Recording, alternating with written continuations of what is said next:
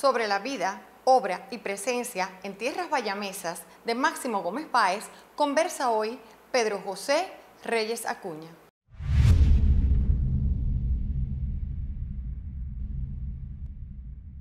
Bien, en primer lugar es importante decir que Máximo Gómez nace en un pequeño pueblo de República Dominicana, como se conoce, y desde temprana edad se va a involucrar en el mundo militar. Se incorpora con apenas 16 años al ejército dominicano para hacer frente a una invasión haitiana a raíz de un movimiento anexionista que pretende unir a toda la isla, que como sabemos en la actualidad, y antes era así también, está dividida. En aquel momento estaba dividida en una colonia francesa, Haití como la conocemos ahora mismo, y República Dominicana, que estaba bajo el dominio español. Gómez se va a incorporar al ejército que le hace frente a aquella invasión, y ahí comienza su vida militar, va a obtener incluso grados de oficial, y así va a transcurrir hasta que a los 29 años, en 1865, se decreta la separación definitiva de República Dominicana de España, y por tanto Gómez junto con otros militares españoles van a partir hacia Cuba, van a salir del país a raíz de que pertenecían a lo que pudiéramos decir el bando derrotado. Gómez se va a asentar inicialmente en Manzanillo, en la región Manzanillo, va a trabajar en varios ingenios, pero por supuesto algo que lo va a marcar en sus primeros años acá en Cuba, incluso dentro del ejército libertador, es un hombre negro.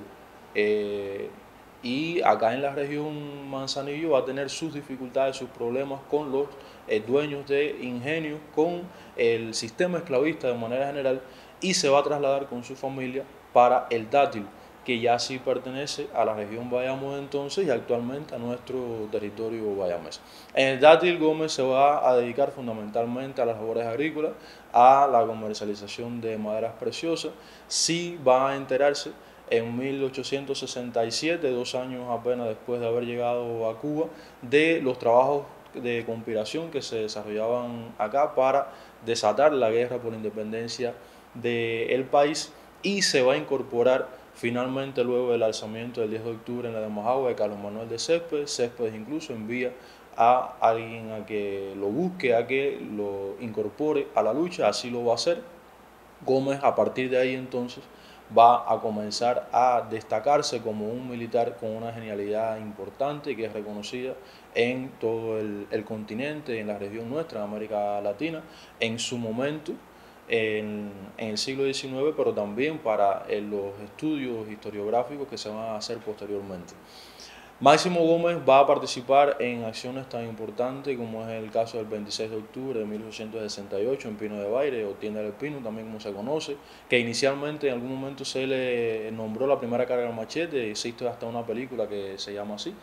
pero en realidad, aunque no es la primera vez que se utiliza el machete como un arma de combate, sí va a ser a partir de ese combate que se va a comenzar a utilizar en las guerras de independencia de Cuba desde 1868 hasta 1898 como un arma y un recurso importante para combatir al ejército español, por supuesto, mucho más preparado. Máximo Gómez obtiene el grado de mayor general, va incluso a asumir la dirección de las tropas en Camagüey una vez que muere Ignacio Agramonte en 1873. A él es a quien le va a corresponder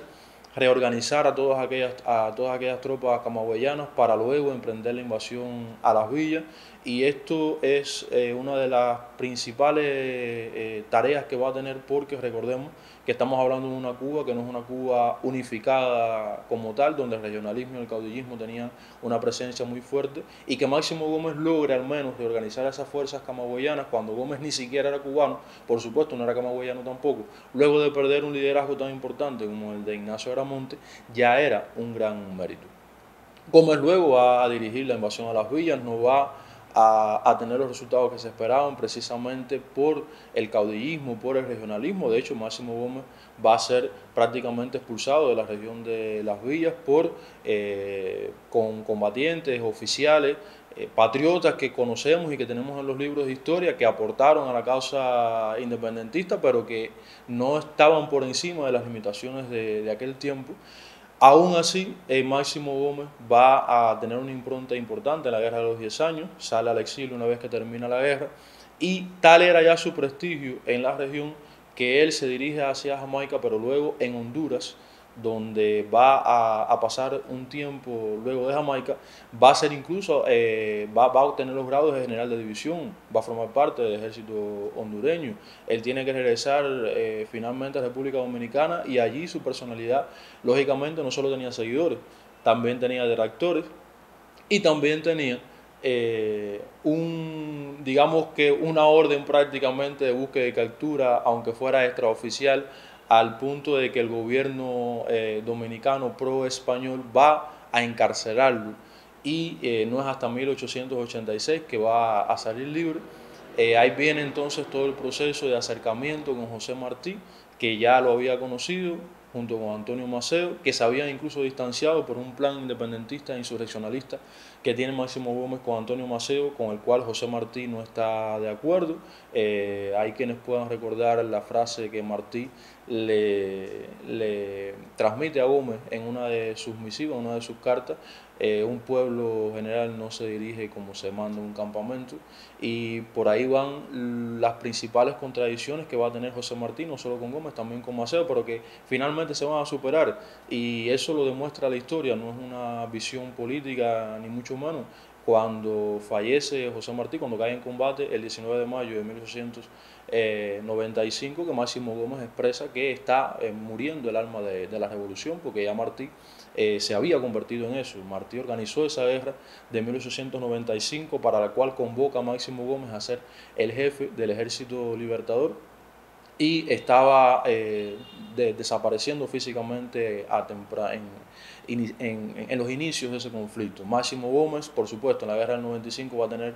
total protagonismo junto con Antonio Maceo, es quien dirige la invasión a Occidente, es quien decide muchas de las cosas que transcurren en la guerra, y es quien también se opone a las tergiversaciones, a las desviaciones que va a tener esa guerra de 1895 y que van a llevar a la intervención militar norteamericana a grandes rasgos. Luego de las guerras de independencia, en el periodo republicano hasta 1905, que es el año en el que fallece, Máximo Gómez se va a dedicar fundamentalmente a defender la posición de soberanía y de independencia de Cuba con muchas acciones. Una de ellas, malinterpretada quizás por la historia, es haber estado allí el 20 de mayo de 1902, cuando se va a arriar la bandera norteamericana y se iza la bandera cubana, que aunque no es una fecha que celebremos, sí es una fecha en la que para Gómez significaba que, primero, ya había terminado el dominio español en Cuba, y segundo, los Estados Unidos, aunque fuera oficialmente, se retiraban del país, y finalmente Cuba se convertía en una república y en un estado independiente.